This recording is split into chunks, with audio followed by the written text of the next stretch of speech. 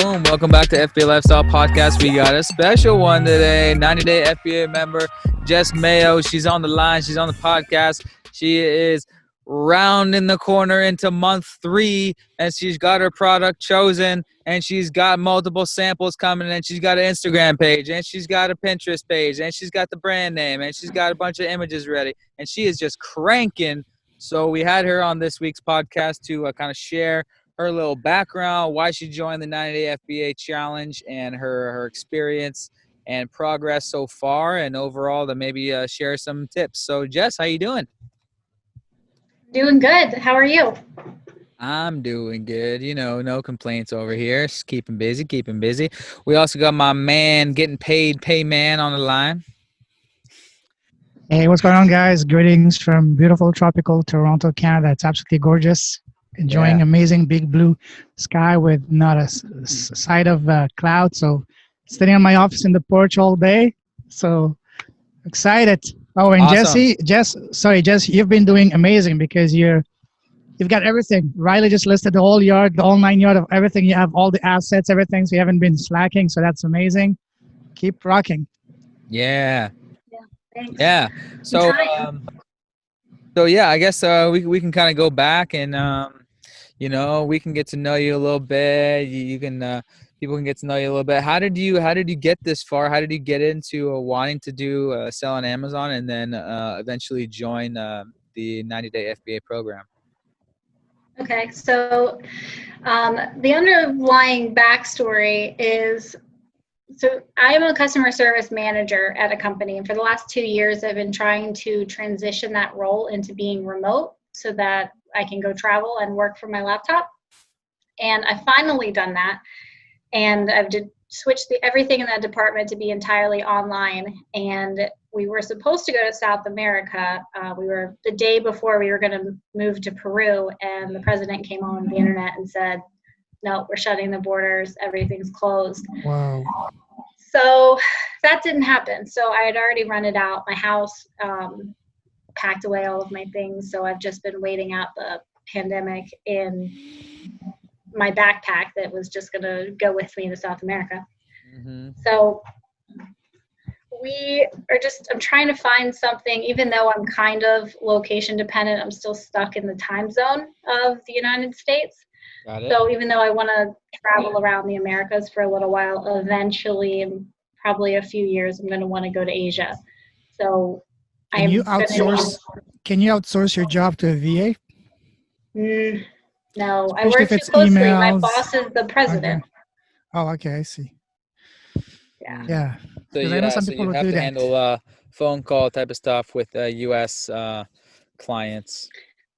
So I'm doing less and less phones as we bring on more people into my department, but I need to be their support because I have to make the decisions when they run into issues and things. So I would have to work in the middle of the night in order to do that's not this, fun. which I'd be fine with for a few years, but I'm definitely not going to do that forever.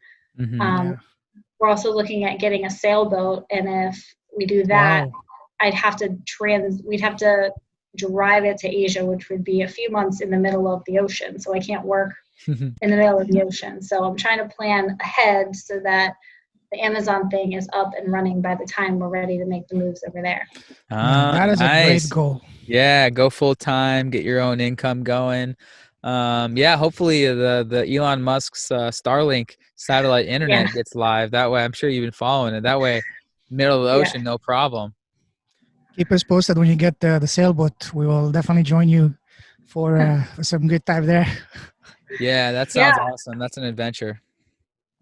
There's one in New York that we're looking at. The people are actually quarantining themselves on the boat right now. So we're just kind of playing the waiting game with that, trying to see if we can get it. But we're looking at like 50-foot sailboats. So. Wow. Yeah. Nice. That's amazing. What's your timeline to get that?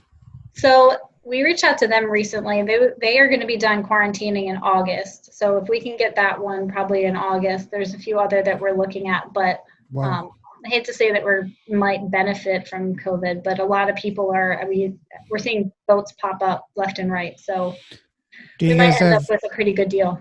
Do you guys have any experience of sailing before?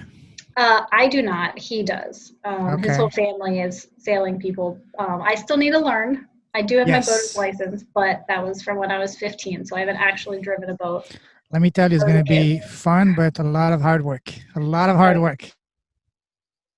Mm-hmm. You got to go get dirty with your hands into the mechanics and stuff. And oh, yeah. So it's going to be fun.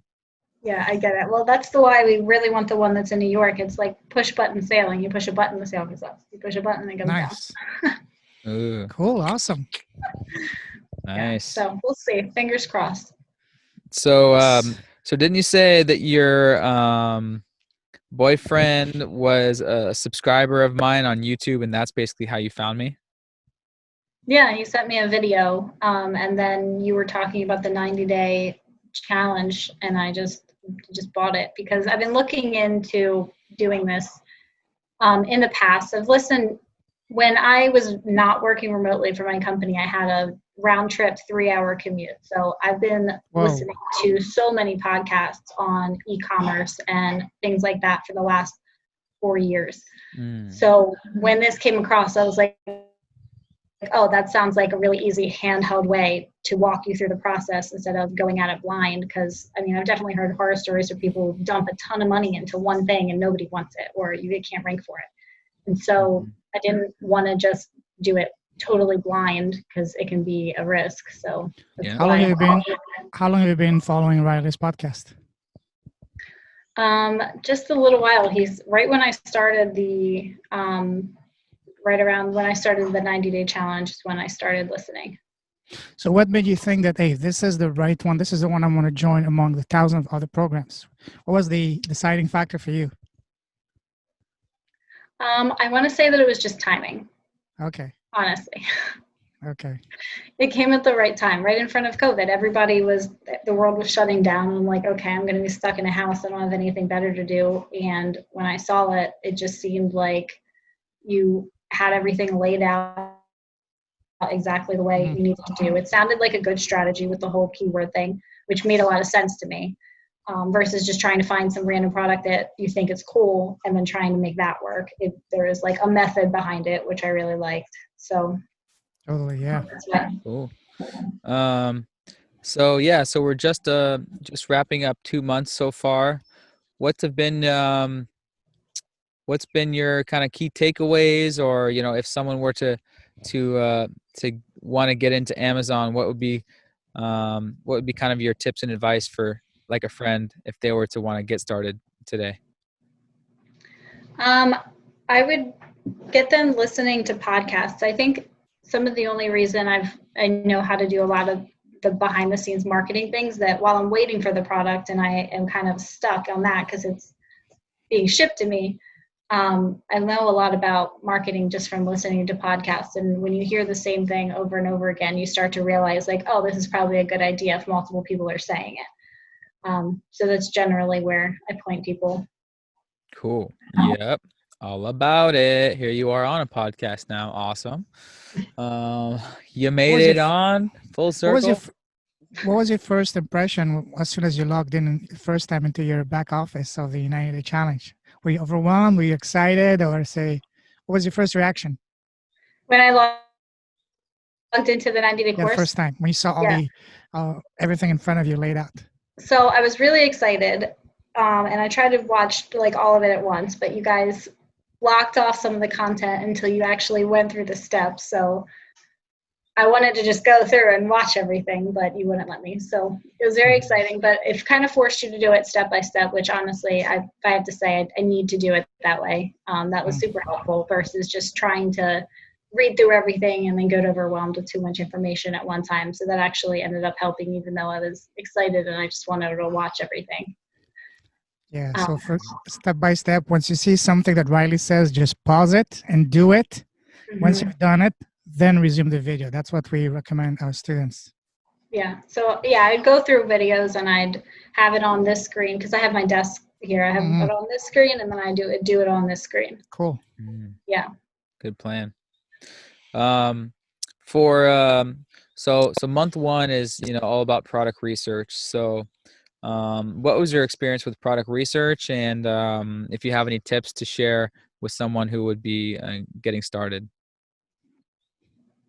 So I think that's what took, I mean, definitely that's what took the most amount of time. I probably looked at thousands of really dumb products and searching for something. But I just went to a bunch of different websites, as many websites as I could, to find things that people are selling. And I mean, I ended up finding my niche on Pinterest. So I would just, I mean, it's something you can do while you're at work. You can just scroll through Pinterest right before bed. You can do it all the time and see products. You can switch to, when you're searching in Pinterest, you can search to the shop side. So you only see like purchasable pins. So that helps you only look for products in Pinterest. So then you can scroll through there and you're only looking at things that people want to buy. And then if you see something that catches your eye, I just put it into an FBA board that I had secret on my page, my personal page, and I would just put things in there, a bunch of them. And then when I got to the point where I had a ton of them, and I would jump back into Jungle Scout and I would run the analysis on each of the products. And I just did that over and over and over and over. Must have been fun. Great idea. Yeah. At what point did you realize, hey, this is it, this is my product? Was it a a gut feeling? Was it purely from the numbers, or is it a mix of that? So I want to take you back to a moment just when you realize, hey, this is my product, my search is over. So tell us about that. So you had specific guidelines on what you wanted the product to be, as far as how many sellers, how many reviews, and all of those things. It was one of the first things that I found that was really within those metrics and something that I could actually be interested in long term, because that was one thing I was worried about, is picking some random product that I don't care about and then That's just like yes. getting bored of it and then trying to find something else and never like following through with it, because I would have been bored with the product. So I ended up finding something that I was interested in, that I can see myself working on long term. So the marketing that I have to do, it's like a hobby. So I have to make these things, and I'm enjoying making them and using that to create content and marketing. So it's actually just full circle, a lot of fun to do because I pick something that I enjoy. Cool. That's great. Yeah. That's the way to do it. Yep. That is all good. What was your main challenge initially when you were looking for a product? I was really struggling to find products that hit all of the criteria of the right amount of reviews, right amount of sellers, right amount of searches for that keyword. It was just finding something in there. It was really struggling to find that something. But I mean, I guess it just takes time. You just have to keep searching. It's hard for a reason. Yep. That's it. And you went straight for searching. When you found the product, did you go first to suppliers in China or in India, or what? Tell us about that. So I first went to India because my thought was that I was reading online that a bunch of the reviews were, the product some of them had like a chemically smell, and it wasn't like real 100% cotton, and just a bunch of things that sounded like issues of being like super mass produced. And I just kind of assumed that was that they were coming from China. And so I originally started going into the direction of searching for suppliers in India, and I was struggling to get people to reach out to me. And it seems like it was due to COVID that a lot of the warehouses were shut down. I did end up finding a supplier in India who's been really great, very helpful. So she has samples in the mail to me that I'm going to see, but I did a bunch of iterations with the samples even before, and she was willing to work with me and like changing things out until she found exactly what I wanted. So that was really cool that she was so attentive to me, because I did not see that when I was looking at people in China. They would just like say something to me and then they would just disappear. And she was pretty attentive, and the way that we communicated, for sure. After that, because I was only able to find one supplier in India, like at all, I did reach out to a sourcing agent in China to see if I can find somebody to curate the best samples of what I'm looking for in China, to see if I can get any different pricing, maybe a better sample. I'm not sure, because I still haven't received the first one in the mail yet, but I definitely want to look at more than one before I settle on it. Cool. Yep. And what was your experience with that sourcing agent? It was good. I mean, it was pretty easy. He just sent me a form to fill out that explained all the details about the product, what I'm looking for, attach images. It just asked a bunch of really detailed questions, and I filled that out, and they were like, oh, yep, this makes sense. Here, we can do this. It'll take about a month. I think that was like $3.99 for 3 samples, and they're going to go out, look at a bunch of suppliers, narrow it down to the best 3, and then they're going to package in one box, send those 3 to me for me to look at. So that's great. Yeah. That's pretty cool. Have you, okay. Cool. Yeah. Okay, cool. Let's see. What else? What's next on the agenda, Payman? Well, so you haven't got any of your samples yet, right? Nope, in the mail. Just waiting on it. Okay. So in the meantime, you've been keeping busy building your assets, social media, and stuff like that. What was the most challenging part in building your assets so far? So Pinterest has started working really well, but I've been trying to start an Instagram page, and I've never actually looked into or had a lot of experience doing anything with Pinterest. My personal Pinterest page I never took seriously. I think the last thing I pinned something was a year ago. So I'm going to try to start doing that. So I've been looking into how to market on Pinterest, and it's very overwhelming, or on Instagram. And so it's very overwhelming because I've never done it before, but it's just giving me something to do for sure. And I recall you saying that you had some early success with your Pinterest campaign. Can you share that with us? Yeah, so I already created a brand around the product, and I made a Pinterest page. And for the last, 60 days, I've been pinning things to this board that I created a bunch of boards for the product, and taking people's pins that and then resharing, just repinning a ton of things every day, so that I'm up to like 11,000 monthly viewers on my Pinterest page. And then you break it down and you organize your Pinterest page so that all the boards are organized and they look nice. So then eventually, as I'm creating my own pieces of this hobby and taking images of them, there's a best of page that you'll put at your first initial board that's reserved for only your things. So you have all this traffic coming into your Pinterest page looking at all of the other pins. Yours are going to get looped into all of that traffic, and then I'm going to make all of my pins go to my Amazon account. So all these 11,000 monthly views, are they all organic, or did you spend any money for advertising for that? No, it was all organic.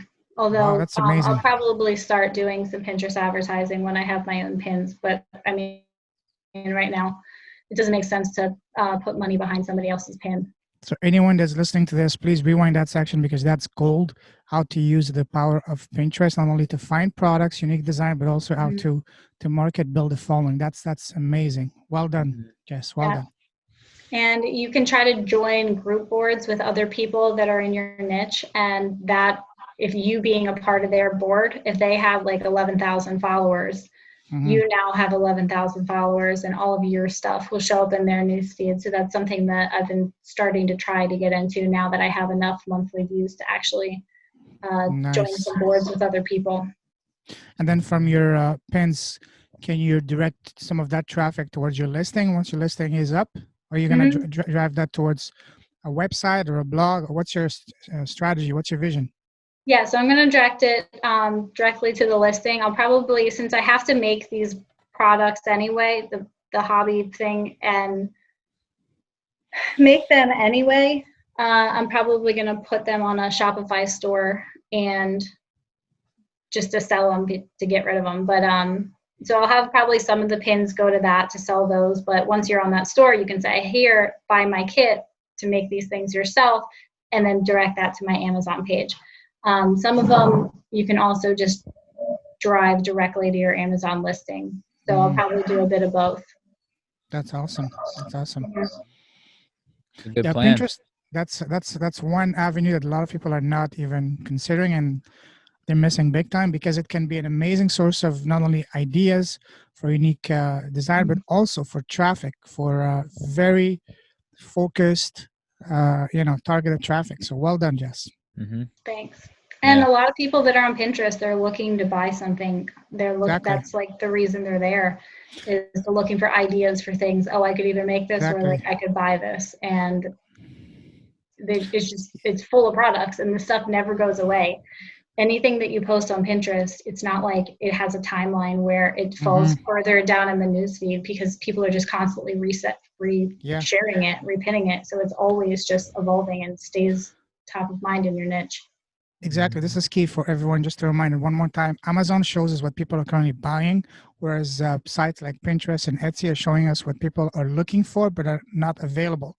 So if you have a product that is listed right now, you put it on Pinterest, you're gonna be one of the only people doing that. So it's an amazing. It's not a secret now, but still, not a lot of people are doing it. So that's an avenue that everyone listening to this should definitely pay attention to it, because it's an amazing gold mine. Mm-hmm. Yep. 1000%. Yeah, I was just gonna start getting into my Pinterest as well for my brand, or revisiting it. We're running Facebook ads for our product, and Pinterest ads, which is basically just a boosted pin. It's very simple. You just pin stuff, and if it's popular, you just pay to boost it. The ad per view, per click, whatever, it can be like half the cost of Facebook ads, especially if you have a female oriented product, which is the majority of Pinterest viewers. Awesome. Good stuff. You're crushing it. Excited for you to get your product paid for and launched. So that's going to be happening here in month 3. I guess what's your overall experience been with the 90-day FBA program so far? Like, what would you say to a friend? So I really liked it because you're kind of there with us every step of the way. You're making it super easy. You're very available. So every time I've ever had a question, you just ask it in the group, or you ask it in the chat. And I've always gotten an answer definitely within the same day. Just having somebody there to bounce questions off of and ideas is super helpful versus trying to do it by yourself. I probably wouldn't have actually done it if I wouldn't have actually gone through the steps of doing it if I had to do it by myself, because there's so many questions of like, I don't know if I'm doing this right. I don't know if I'm doing that. Then you try to Google it or look on YouTube, and then you have a million different ideas that some could be right, some could be wrong, and you have no idea because there's no direction. So I really like that you guys are so involved in the group. That really makes it easier.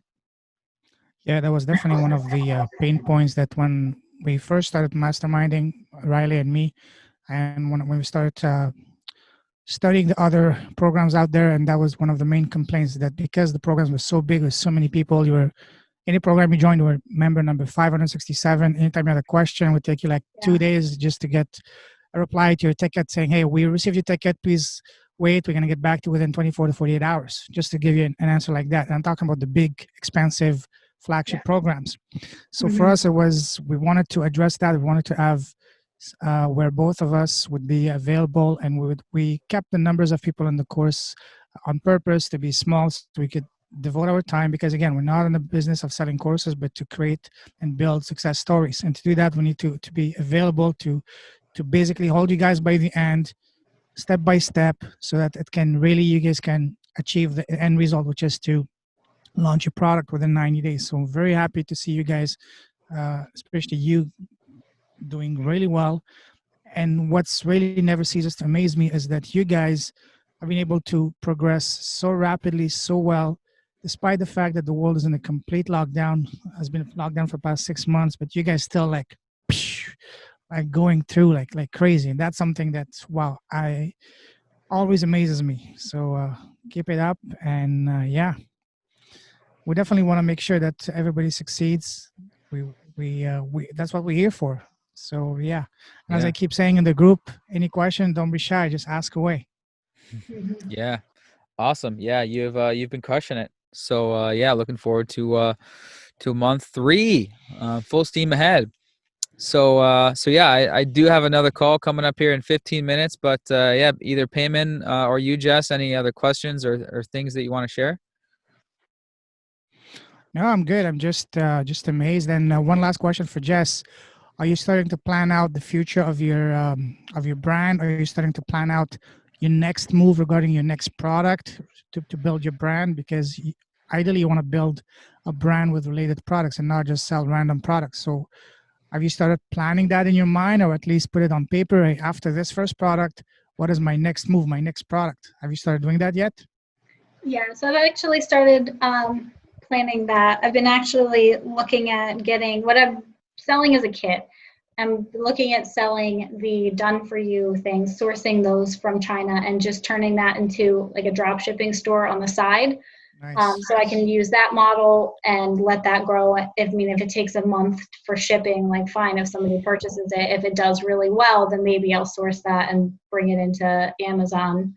But that way I can have my Shopify store just have everything, the done for you and the kit to make it yourself. And I'm just creating a bunch of content around trying to drive traffic into You might all of even want to that. consider later on, once you build a community, to sell some kind of video series to teach them, things like that. Just record yourself doing it, maybe do some master classes, and then put those videos in a membership type of area. That's something that you can definitely do later on. So you're sitting on a gold mine. Seriously, your product is amazing. Your niche is a very passionate niche, and yeah, you're doing well. I believe that you're going to be crushing it. I'm not gonna. I wouldn't be surprised. I mean, I can totally expect you to reach 6-figure your first year, and after that, the sky is the limit. Mm-hmm. Especially seeing how you've Fingers been doing crossed. so well so far. So yeah. No pressure, okay? Yeah. Keep it up. Keep it up. Yeah. So yeah, we will obviously we'll see you in the group chat and on the weekly Zoom call as always. And for anyone else listening to this, stay tuned for the next round of 90-day FBA, because if you want to crush it for Black Friday and holiday season, you're going to need to get started very soon. So stay tuned to us for the next opening that's going to be coming soon. So thanks for watching to the end. See you guys on the next episode. Thanks again, Jess, for being on. Yep. See ya. Thanks for listening to the FBA Lifestyle Podcast. Don't forget to follow on all podcast platforms, YouTube and Instagram. Ready to fast track your first or next FBA product? Ready to create a real product that leaves the competition in the dust? Then check out the 90-Day FBA Challenge, a 12-week accelerator program with weekly coaching calls where we help you go from zero idea what to sell to a product live on Amazon within 90 days. And download the free Amazon Secrets ebook, FBA Lifestyle, the Amazon Experts. Start your FBA business. Achieve the freedom lifestyle.